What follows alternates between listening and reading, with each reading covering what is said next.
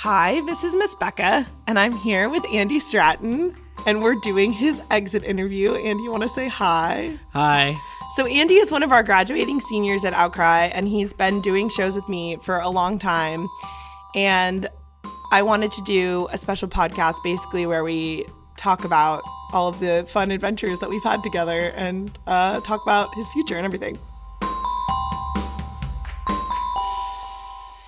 So I started doing theater when I was 5. At PCT, I started doing camps and classes, and then I started doing major production after major production, show after show. And then finally, in 2013, I did Peter Pan with Miss Becca, and that took me on a whole other journey that I never expected. And then when Miss Becca left PCT to start her own company, I followed her to Outcry, and we had a bunch of amazing adventures, did some pretty cool shows together, and here I am. Okay, so you had done a lot of musicals, pretty much only musicals, and then you did Peter Pan with me, and I feel like that kind of changed your sort of worldview about theater. Like, what was that like, and what was that? How did that go? I think one of the main reasons I did Peter Pan was because my girlfriend at the time did a bunch of shows with you. So I wanted to be in a show with her, with you, because I talked to you a little bit because of her. And I was like, I want to be in a show with Miss Becca. I could do that. So it was my first play that I ever did. And you thought I was a little turd in the beginning, but I got Peter and we worked really hard together. And it wasn't until Sunday, the day before Tech Week, that we really had sort of like a one-on-one type of day, and we really started to like really feel like we were connected in this show and that we were really gonna get somewhere. And it was just a really cool first experience. I got close to everyone, and I don't know, my acting started to change during that process. I felt like I got better. Physically, I definitely did a lot more. I was pushing myself harder because of you and because of everyone else around me. We all had the mindset of we really have to push ourselves to be better and to perform a really good show. Before I did that show, I had somewhat of like, not a totally cocky attitude, but there were many shows where I kind of didn't put in all of the work I could have put in, where I kind of just like half did it, was there for fun. And Peter Pan was really the first time where I felt immense dedication to a show. And it was just because of the way Miss Becca pushed me and all the people around me. And then we really created a really good show. What I remember about Peter Pan is, I really, like you said, I really wanted to knock you down a few pegs. And then you came into callbacks and you were off book for your sides. And I was like, well, that kid's not playing around. He's like here to do this thing. So that was very impressive. But I also remember a moment where I don't remember what scene we were doing, but I was like, I just need you to like be alive and present and like listening. And you were like, how do I do that? Yeah, that definitely happened. I think my world was shattered that day when you told me that I wasn't alive on stage. I was like, what does that mean? I was like, what? How do I act? Yeah. How do I channel that? That was a thing that happened. Why don't you talk a little bit about your sort of like big breakthrough moment that sort of changed acting for you and what that was like? Yeah. So the third show we did together was Our Town, and I played George Gibbs. The last scene in Our Town was the graveyard scene where George walks in the rain and cries at his wife's grave. And the first time we did that scene in rehearsal, I was like, oh crap, I can't do this. I was so bad. I did not know how to feel those emotions. And I was really worried that I just like couldn't act it. So Miss Becca and I worked together one-on-one one day. And she basically told me that she thinks I am sort of the same type of actor as her, where it is very physical. So she showed me how to do some like physical exercises that got me into the mindset of the scene and physically exhaust me emotionally. By performance, I had that scene down and I felt the things I needed to feel, and that was some of the proudest I've ever been of my work as an actor, because I felt like I went from 0 to 60 in that short time frame of what I had the capabilities of doing. And that really like set me on my path as an actor to say, okay, if I could do that, I can do anything. So I'm really going to just figure out everything that I can do and be an actor to the best of my ability. I think Our Town was a huge breakthrough for us working together. We have a very, very special working relationship and a very special bond creating theater. I mean, there's really no one in the world that I would rather make theater with. I'm going to miss it immensely. I think it's rare in the world to have someone who so understands you and knows how to communicate with you in a special way and like knows how to I feel like many ways we can see into each other's brains and like know what the other one is thinking and feeling and like wants in a way that's special. Before you even can give me a no, I already know what you're going to tell me. You say 2 words and I'm like, yes, I got it. Thank you. Yeah, we're simpatico for sure. Yeah. And I will be very, very sad to have that. It's a special thing. And I will miss it. Why don't you talk about some of the really hard things that you've done on stage? Talk about like your hardest roles or hardest things that you've had to do, because my whole attitude with Andy and a lot of the actors, but I mean, I think Andy specifically is one, is that with every show, I try to like push them a little harder and give them more to do and stretch them and just basically challenge them by giving them harder and harder tasks basically to accomplish on stage. I would say that the hardest role that I've ever had to play was Jack in Lord of the Flies. That was the most physically exhausted I've ever been on stage. It was over 3 hours of just nonstop intensity. So physically, it was exhausting and tiring, and intermissions weren't a break. And I mean, all the fighting and the hunting and the end of Act 2 where it was just like 3 dances in a row, nonstop with screaming in the middle.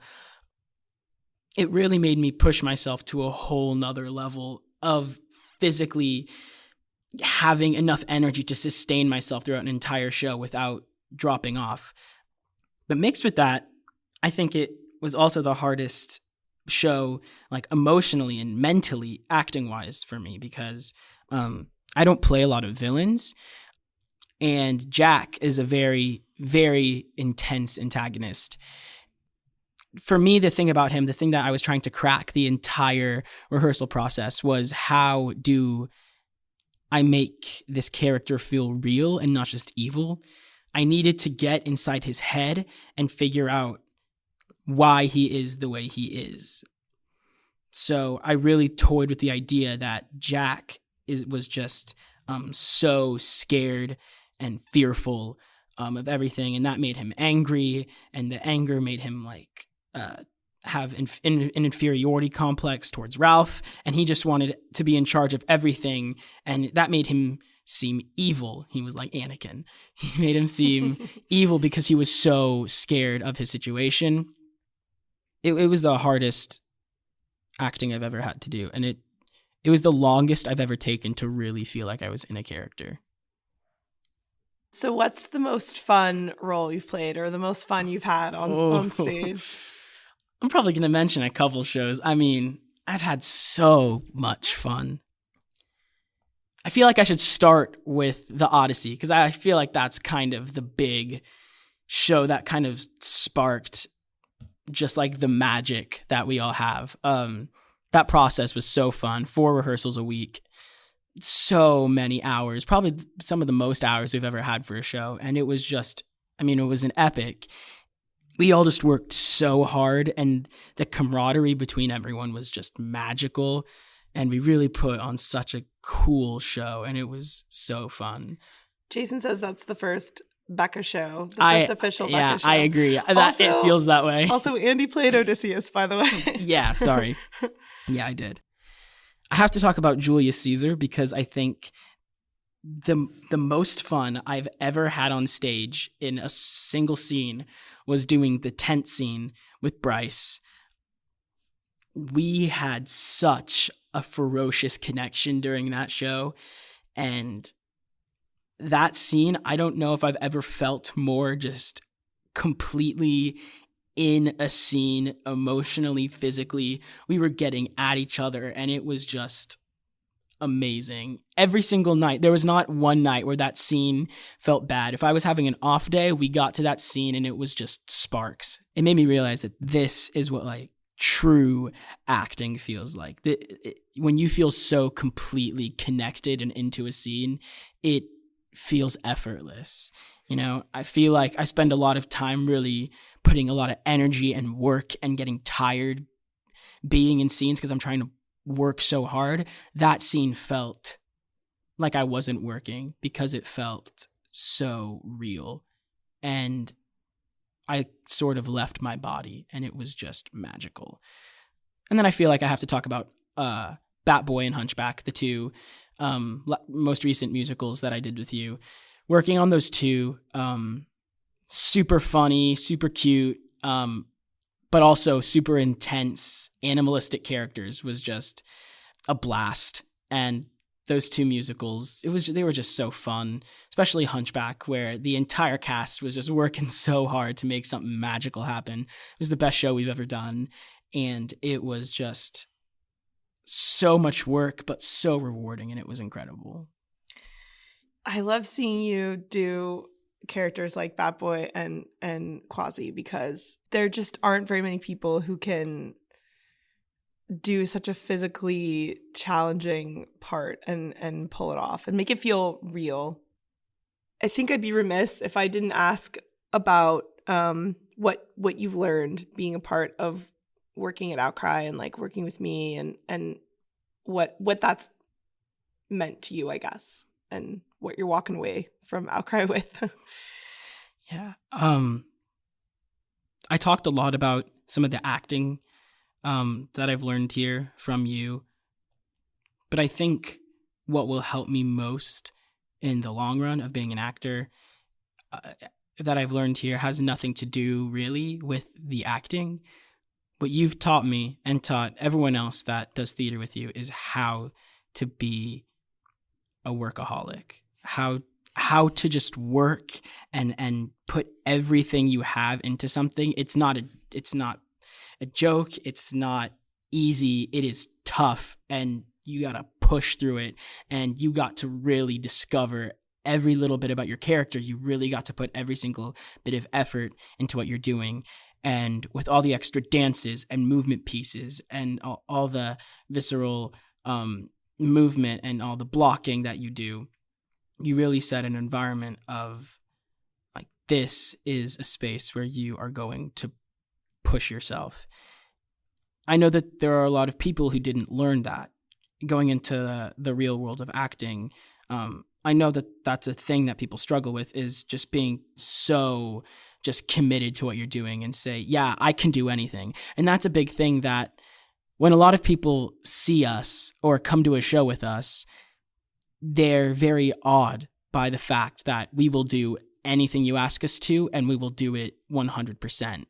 And I've seen examples in like the professional world of actors, people not being fully committed to something that they're doing. And I'm very lucky that I had the experience to work with you and work at Outcry, because I think when a director sees me and sees everyone who has done shows here, that when they go off into the real world, they'll see people who are so committed to working and so committed to doing whatever the director says. We do not argue. We do not hesitate. We just do it. You're a very special kind of person. You have had a lot of opportunities. You've gotten to shine, which is amazing. But through that, I think you've become such a role model and an inspiration to a lot of the other kids and so many of the people that are younger than you growing up at Outcry. What's it been like to be Andy Stratton and like be the guy that everyone wants to be and who everyone looks up to? What's that been like? Yeah, it's been pretty dope. It's not easy though. No, it's tough. But it's rewarding. While I was doing college auditions, a question that a lot of schools asked is, why are you doing this? Why are you acting as your profession? It's tough and sometimes not as rewarding as you would like it to be. So why are you doing it? So I thought a lot about that question. And I think a big part of it is to inspire people and to show them what like being a good person is. And I know that doesn't have a lot to do with acting itself, but while I've been here, I've seen so many kids and I've met so many people, and all I've tried to do was set a good example for them and be a role model and be friendly and encourage them. And I've watched so many kids grow up here. I think about Braden, and I've watched that boy grow up from being a tiny little kid to like a man now. He looks up to me, and I feel like I have a responsibility to him and to everyone. Hearing people like him tell me that I'm their role model and that they look up to me is so inspiring to me. It makes me feel like I'm doing a good job and I'm doing what I'm supposed to be doing. And that's what I told the college interviewers, that I want to use whatever platform I can to instill those qualities into whoever I meet, whether it's through a performance, someone watching me and say, that kid worked so hard, I'm going to work just as hard as him, or someone in a show that I'm doing, if they see my work ethic and see how friendly I am and how I listen to the director and say, I'm going to do that just like him. Or if I gain some sort of success and people look up to me as an actor, and just see the kind of ideals that I exhibit, they're going to be like, wow, I want to, kids look up to celebrities and say, wow, they try to live their life like that celebrity. I want to be, if I ever gain some sort of platform like that, I want kids to look up to me like all these kids at Outcry have and say like, wow, that's someone I want to be like. And I want those kids' parents to say, wow, if my kid looks up to someone, I want it to be that person. I want it to be Andy Stratton. I want my kid to look up to him because he's a good person and he's doing everything that he should be doing. And I felt like I've exhibited that onto the kids and parents at Outcry, and that's what I want to continue to do my entire life. Yeah, I think the best like literal physical example I can think of this, and I got to see this moment several times. Andy played Quasimodo in The Hunchback of Notre Dame. It was his last youth show.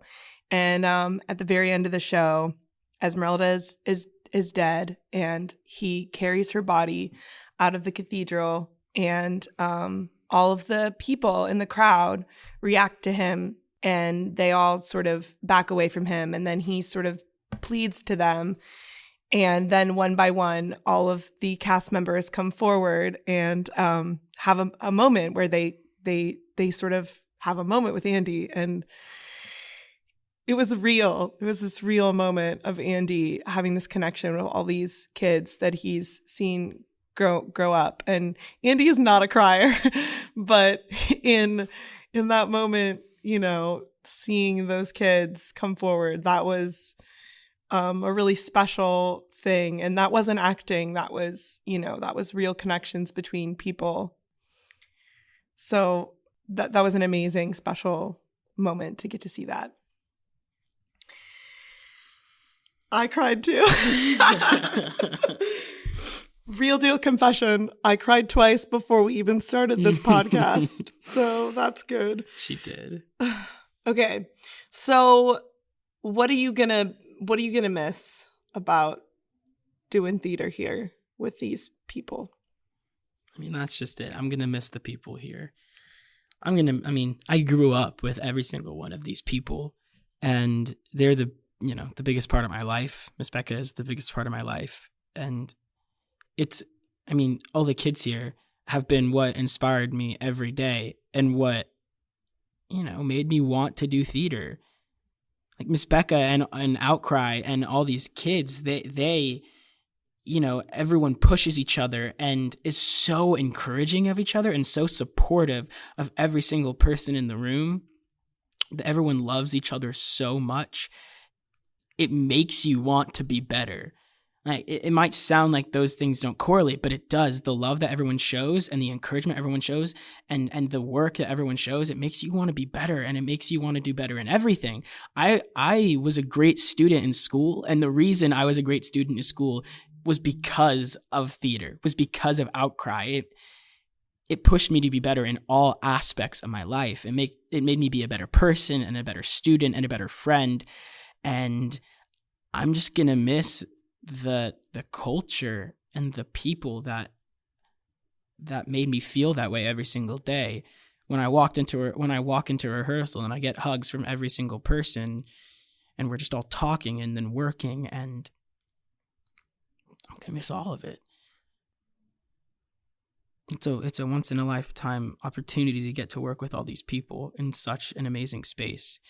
And while I'll have other adventures with other people, there's never going to be a group like the small group we have here.